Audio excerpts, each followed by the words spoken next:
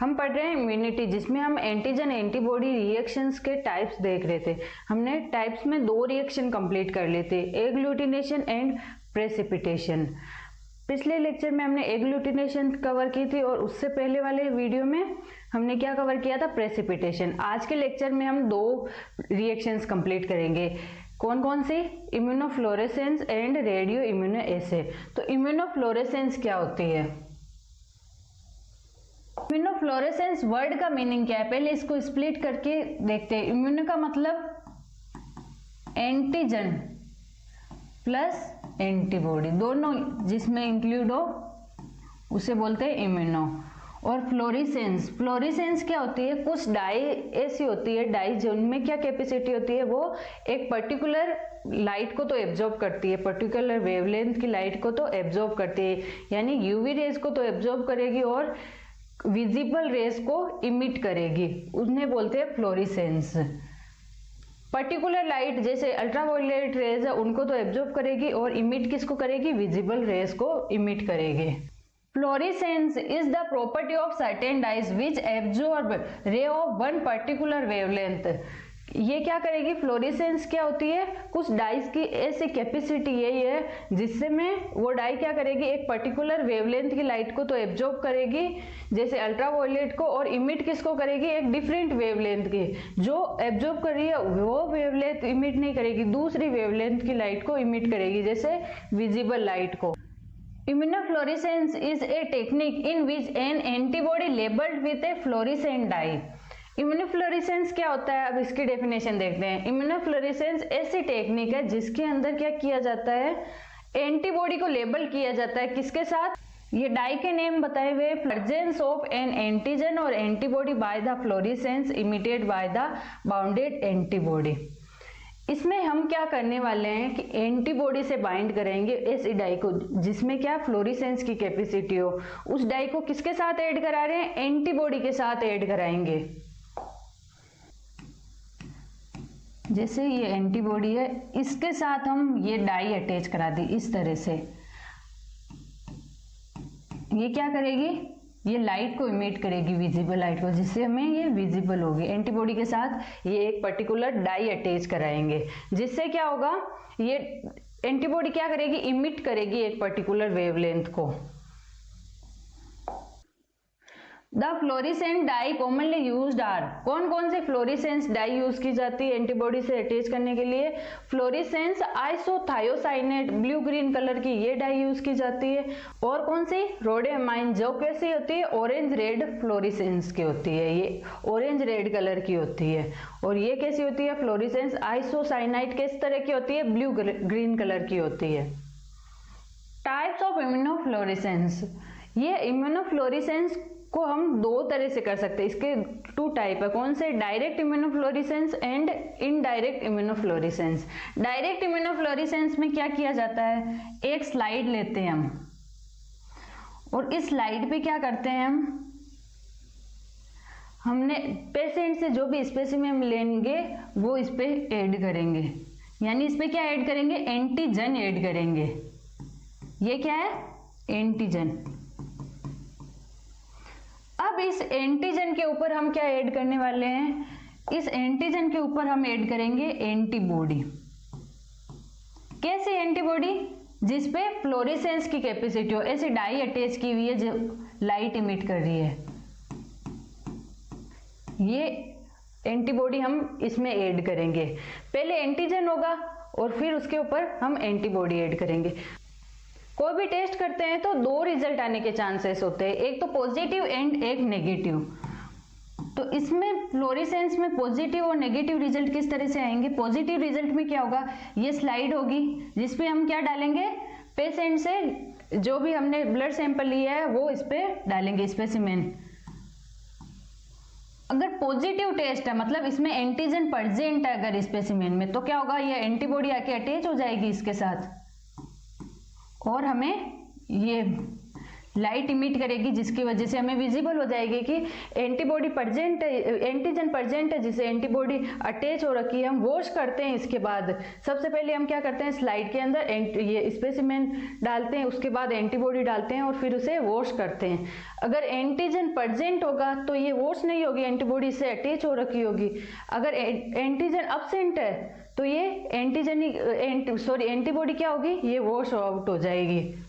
Negative में ऐसे ही होता है, नेगेटिव में एंटीजन तो एब्सेंट है ही नहीं, तो ये एंटीबॉडी अटैच ही नहीं होगी, तो हम वॉश करेंगे तो एंटीबॉडी रिमूव हो जाएगी और उसमें किसी तरह की फ्लोरेसेंस हमें दिखाई नहीं देगी। डायरेक्ट इम्यूनोफ्लोरेसेंस का यूज किया जाता है एंटीजन का पता लगाने के लिए, और इनडायरेक्ट इम्यूनोफ्लोरेसेंस में एंटीबॉडी का पता लगाया जाता है कि पेशेंट का सैंपल लिया है, उसमें एंटीबॉडी प्रेजेंट है या नहीं, और डायरेक्ट में एंटीजन का पता लगाया जाता है कि उसमें एंटीजन प्रेजेंट है या नहीं। इनडायरेक्ट इम्यूनोफ्लोरेसेंस में क्या किया जाता है, इसमें हम एक स्लाइड लेंगे, स्लाइड के ऊपर हम डालेंगे एंटीजन। एंटीजन हम स्पेसिमेन से नहीं डालेंगे, हम अपनी मर्जी से नॉन एंटीजन डालेंगे, और फिर हम सेकेंड स्टेप में क्या करेंगे, फिर हम स्पेसिमेन इसके अंदर डालेंगे। अगर स्पेसिमेन कैसे होगे, अगर उसमें एंटीबॉडी प्रेजेंट है तो वो इससे अटैच हो जाएगी, इस तरह से अटैच हो जाएगी, एंटीबॉडी प्रेजेंट है। ये इम्यूनोफ्लोरेसेंस, इसमें फ्लोरेसेंस की कैपेसिटी नहीं है ये इस एंटीबॉडी में, क्योंकि ये तो हमने स्पेसिमेन से कलेक्ट किया है। अब हम डालेंगे एक इम्यूनोफ्लोरेसेंट वाली एंटीबॉडी, जिसपे क्या है, ये फ्लोरेसेंट डाई प्रेजेंट है, ये वाली इसमें डालेंगे। अब थर्ड स्टेप में हम फ्लोरेसेंस डाई, ये एंटीबॉडी इसके अंदर डालेंगे। इस एंटीबॉडी के लिए ये प्राइमरी एंटीबॉडी है, ये सेकेंडरी एंटीबॉडी, ये प्राइमरी एंटीबॉडी है, ये सेकेंडरी एंटीबॉडी है। प्राइमरी एंटीबॉडी किसकी तरह एक्ट करेगी, सेकेंडरी एंटीबॉडी के लिए एंटीजन की तरह एक्ट करेगी। ये इससे कंबाइन नहीं होगा, ये एंटीबॉडी से कंबाइन होगा, जो हमने प्राइमरी एंटीबॉडी यूज की है उससे कंबाइन होगा। ये एक इसके लिए एंटीजन का काम कर रही है, तो ये इससे अटैच हो जाएगी, इस तरह से ये अटैच हो जाएगी। ये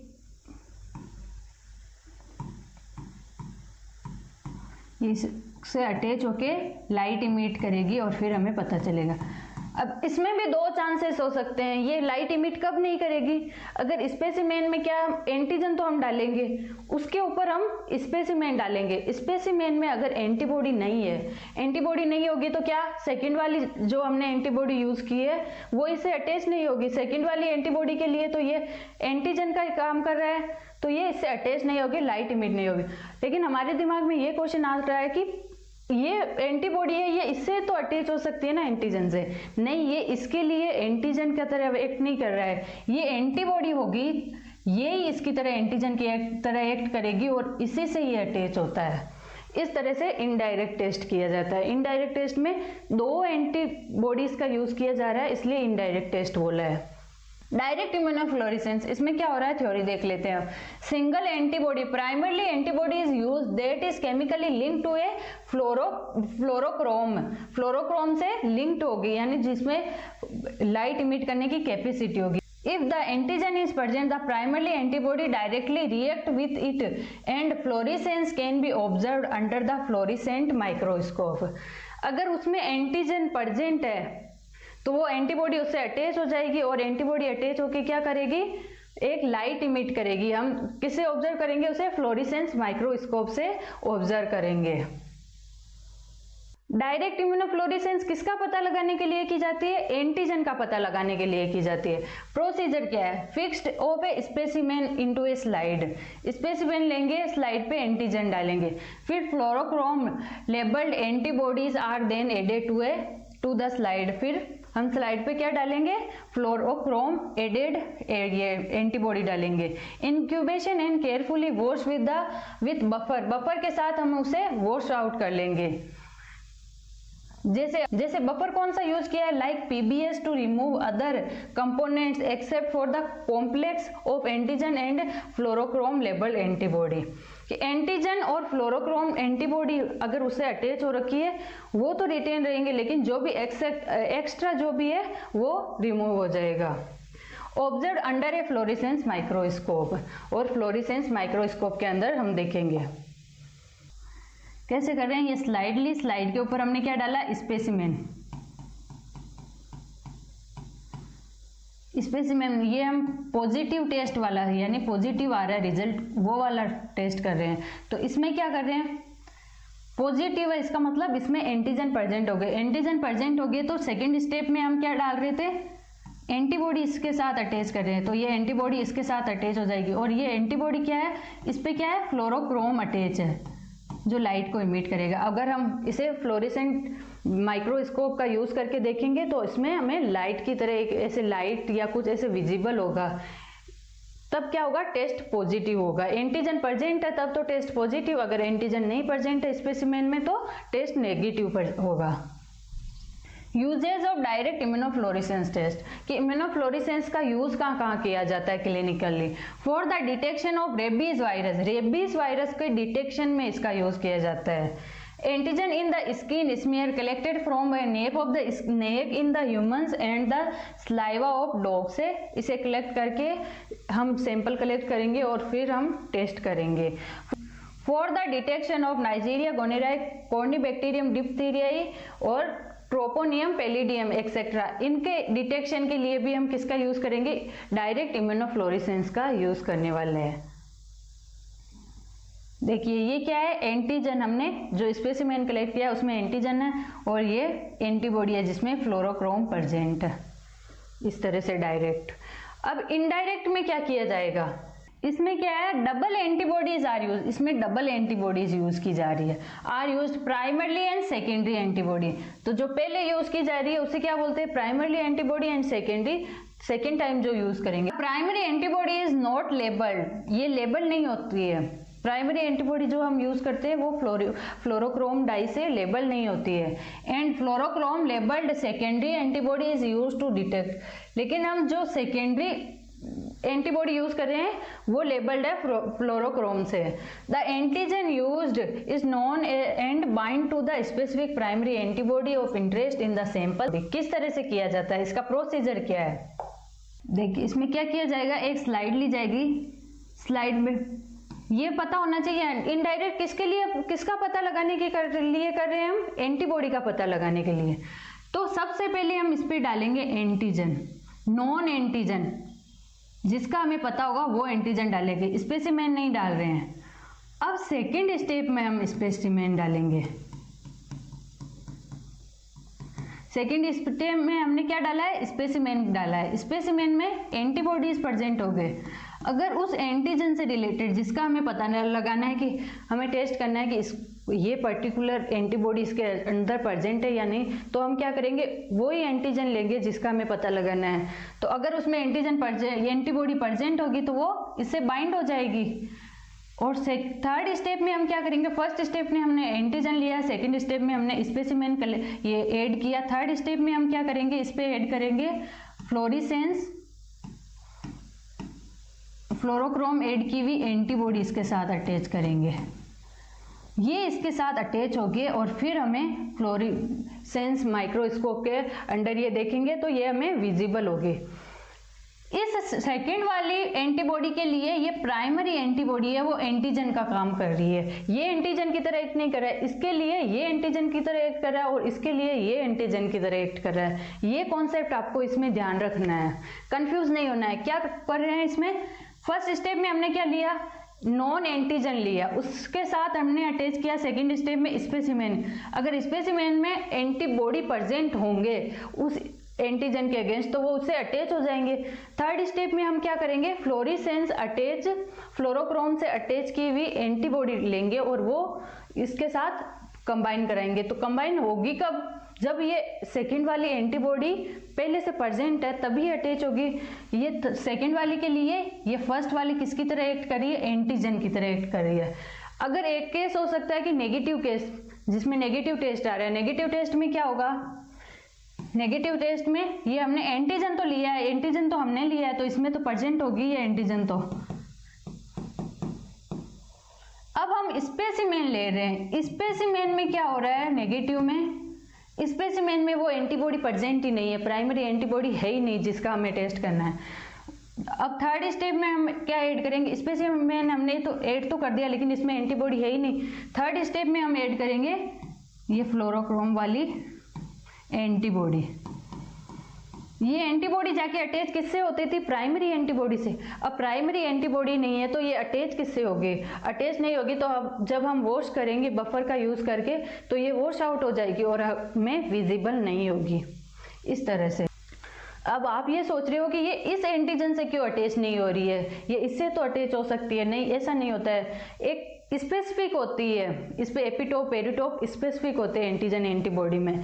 तो ये स्पेसिफिक किसके लिए, जो हम प्राइमरी एंटीबॉडी यूज करते हैं स्पेसिमेन में, जो प्राइमरी एंटीबॉडी होती है उसके लिए स्पेसिफिक होती है, उसी से अटैच होगी, इससे नहीं अटैच होगी। Procedure of indirect immunofluorescence test fixed of a non antigen on a slide। ये non antigen लेंगे हम स्लाइड पे इसमें। The specimen to be tested is applied to the slide। और हम इस पे सेकेंड स्टेप में क्या डाल रहे हैं, स्पेसिमेन डाल रहे हैं। Incubation and carefully wash with it with PBS। और फिर इसे हम वॉश करेंगे PBS की हेल्प से। अगर एंटीजन वो एंटीबॉडी उसके अंदर स्पेसिमेन में प्रेजेंट है तो वो उससे अटैच हो जाएगी, वॉश नहीं होगी। अगर नहीं है तो वॉश हो जाएगी। A secondary antibody is added. Secondary antibody जिसमें फ्लोरोक्रोम प्रेजेंट है वो वाली एंटीबॉडी हम अटैच करेंगे। Incubation and carefully wash again with PBS। फिर वापस वॉश करेंगे हम ऐड करने के बाद। Observe under the fluorescence microscope. और ऑब्जर्व किसके अंदर देखेंगे हम, किसके अंदर देखेंगे, फ्लोरेसेंस माइक्रोस्कोप का यूज करके हम उसे देखेंगे। इनडायरेक्ट में क्या किया जा रहा है, ये एंटीजन लिया जा रहा है, इसके ऊपर क्या अटैच किया है, हमने स्पेसिमेन अटैच किया जिसमें एंटीबॉडी प्रेजेंट होगी तो वो अटैच हो जाएगी। फिर हमने सेकेंडरी एंटीबॉडी का यूज किया है। इस तरह से ये डायरेक्ट और ये इनडायरेक्ट टेस्ट किया जाता है। अब यूजेज क्या है इनडायरेक्ट फ्लोरेसेंस का, उसका हमने किस में देखा था, एग्जांपल क्या, रेबीज का पता रेबीज वायरस का पता लगाने के लिए डायरेक्ट इम्यूनोफ्लोरेसेंस का यूज करते हैं। और इनडायरेक्ट का किस में यूज करते हैं, डिटेक्शन ऑफ स्पेसिफिक एंटीबॉडीज। तो इसमें किसका डिटेक्शन करेंगे, एंटीबॉडीज का। डायरेक्ट में हमने एंटीजन का डिटेक्शन किया था, रेबीज वायरस एक एंटीजन है उसका पता किया था। और इसमें हम किसका पता करेंगे, एंटीबॉडी का। किसके लिए, सिफिलिस के लिए, APS के लिए, लेप्टोस्पाइरोसिस के लिए, टोक्सोप्लाज्मोसिस के लिए एंड अदर डिजीज, इन सब के लिए एंटीबॉडीज का पता लगाएंगे।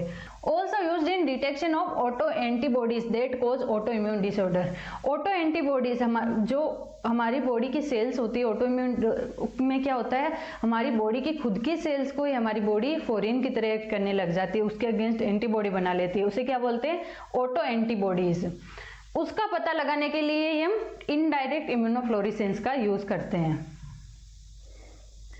इसमें ये डायरेक्ट वाला दिखाया गया है, इनडायरेक्ट में 2 स्टेप होते हैं और डायरेक्ट में एक सिंगल स्टेप में कंप्लीट हो जा रहा है।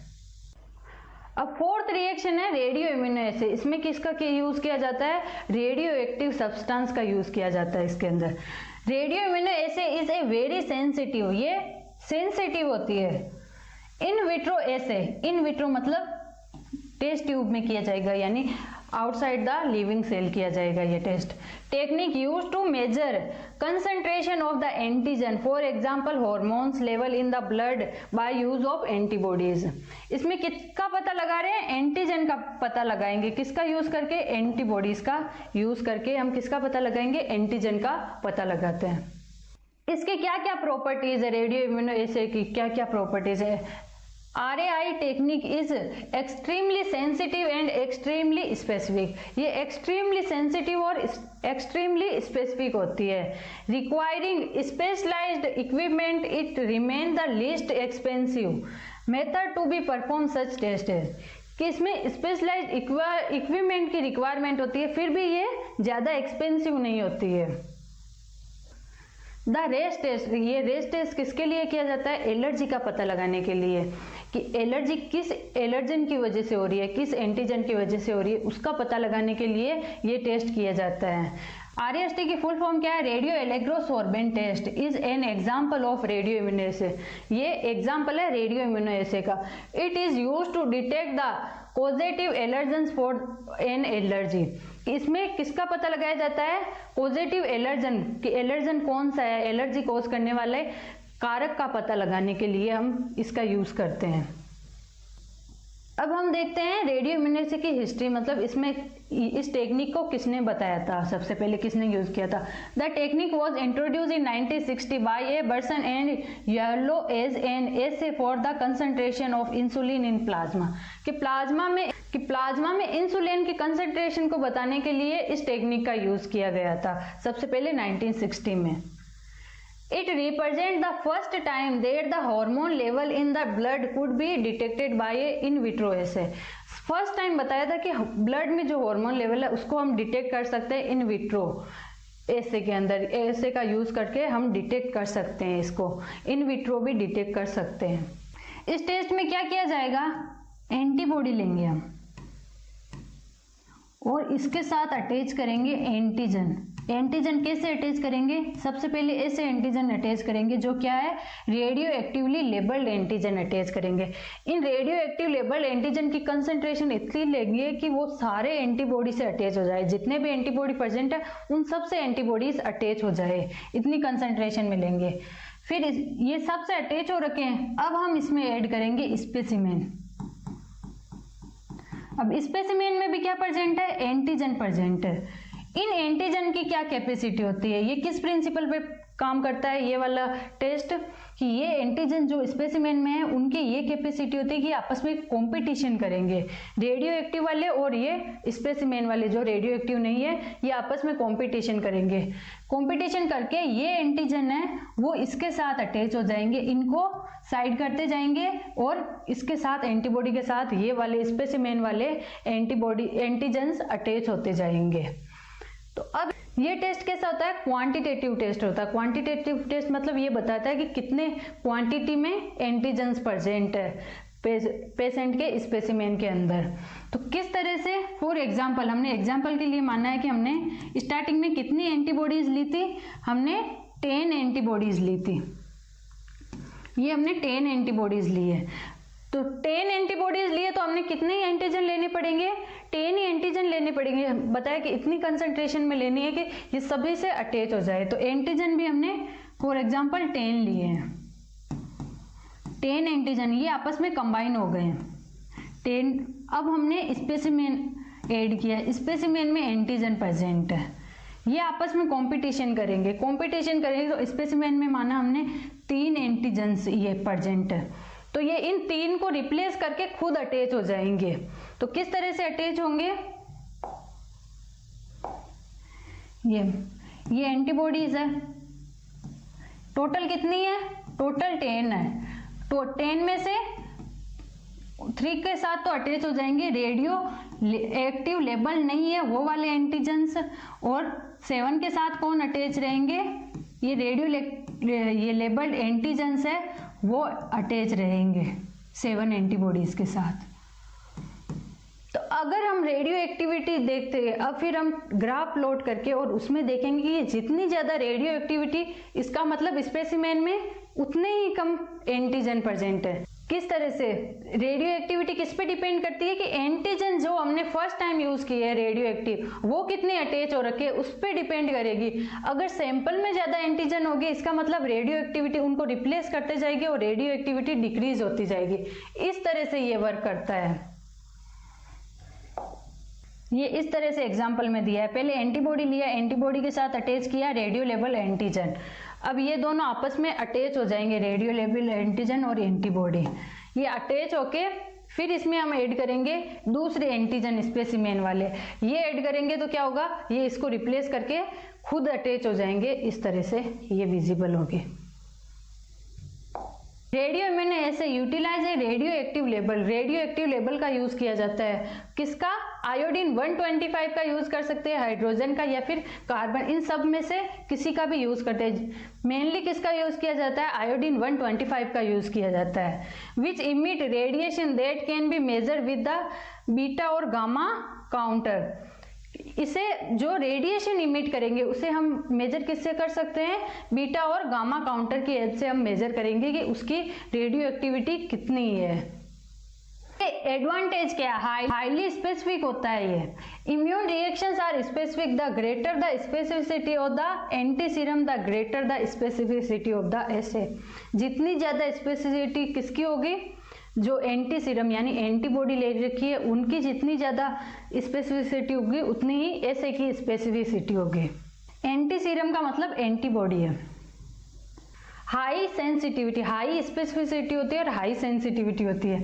Immune reactions are sensitive using antibodies of high affinity. High affinity मतलब उसमें बाइंडिंग कैपेसिटी ज्यादा होगी, स्ट्रॉन्गली बाइंड कर सकते हैं।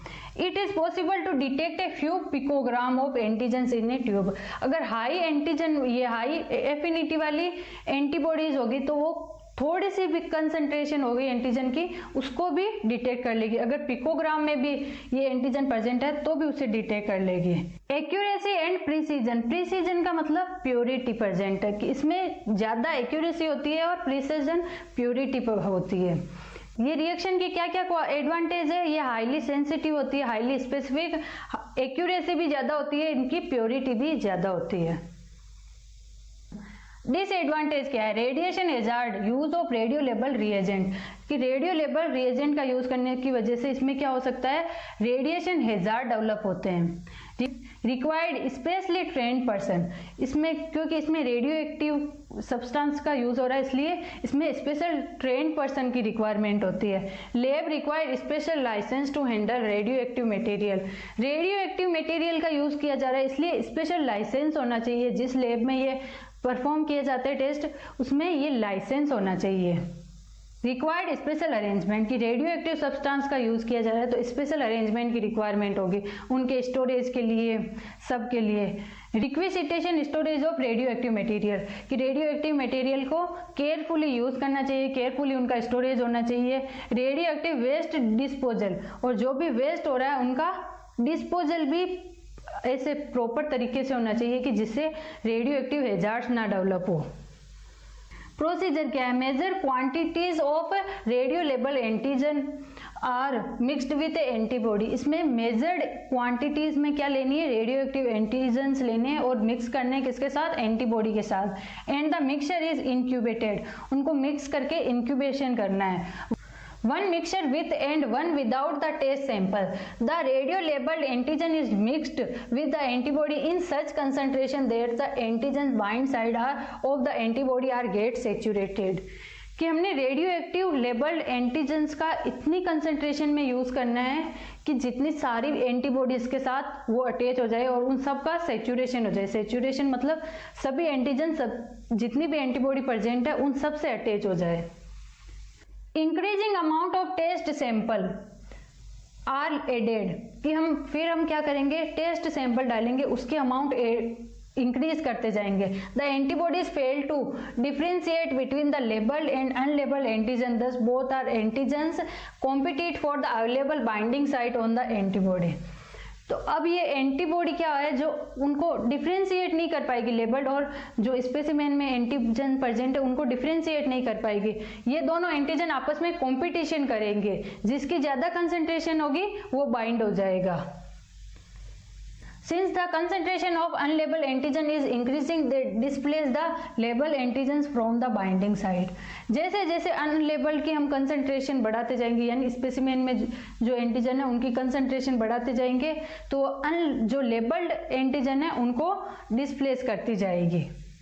Unbound radio label antigen is removed from the antigen antibody complex by washing the mixture. फिर हम उसे वॉश करेंगे तो जो वॉश हो जाएगी। The antigen is separated into free and bound fraction after the reaction and their radioactivity count are measured. फिर हम उसमें रेडियो एक्टिविटी काउंट मेजर करेंगे।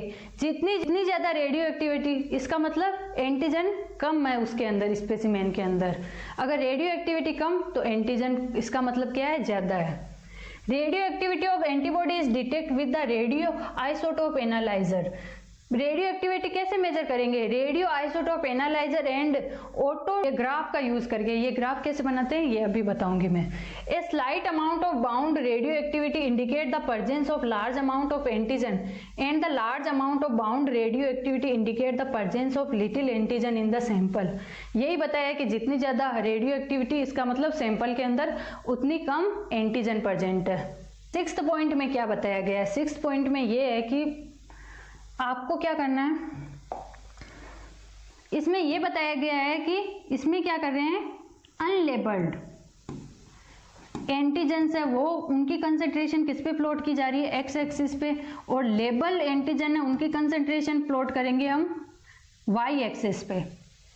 और इस टेस्ट में हम क्या करेंगे, एक स्टैंडर्ड टेस्ट कर रहे हैं कि जिससे कंपेयर कर सके। कोई भी सैंपल लेंगे, जो टेस्ट करेंगे उसको कंपेयर करने के लिए हम स्टैंडर्ड ग्राफ बनाते हैं। हम सबसे पहले क्या करते हैं, इस स्टैंडर्ड ग्राफ बनाने के लिए हम एंटीबॉडी लेंगे और इसके साथ रेडियो एक्टिव एंटीजन लेंगे, और ये एंटीजन ऐसे लेंगे जिन पे रेडियो एक्टिविटी नहीं है। इस टेस्ट स्टैंडर्ड ग्राफ बनाने के लिए हम दोनों के इक्वल कंसंट्रेशन लेते जाएंगे। सबसे पहले स्टार्टिंग में इक्वल कंसंट्रेशन लेंगे। इक्वल कंसंट्रेशन लेंगे तो ये इक्वली बाइंड होंगे एंटीबॉडी से। फिर हम धीरे धीरे क्या करेंगे, जो ये एंटीजन है रेडियो एक्टिव नहीं है उनकी कंसंट्रेशन इंक्रीज करते जाएंगे तो रेडियो एक्टिविटी डिक्रीज होती जाएगी। फिर जैसे जैसे रेडियो एक्टिविटी डिक्रीज होती जाएगी और ये इनकी कंसंट्रेशन जैसे जैसे बढ़ रही है, रेडियो एक्टिविटी कम होती जा रही है। इस तरह से हम ग्राफ प्लॉट करेंगे। जैसे जैसे अनलेबल एंटीजन की कंसंट्रेशन इधर जाते जाएंगे, बढ़ती जाएगी तो रेडियो एक्टिविटी डिक्रीज होती जाएगी। ये फिर हमने ग्राफ प्लॉट कर लिया। अब जैसे ही हमने कोई टेस्ट किया, कोई पेशेंट के सैंपल के साथ टेस्ट किया, तो उसमें तो हमें पता नहीं है कितनी एंटीजन है। इसमें तो हमने पहले तो इक्वल ली है ये, लेकिन अब इसमें तो हमें पता नहीं है कि कितनी एंटीजन है।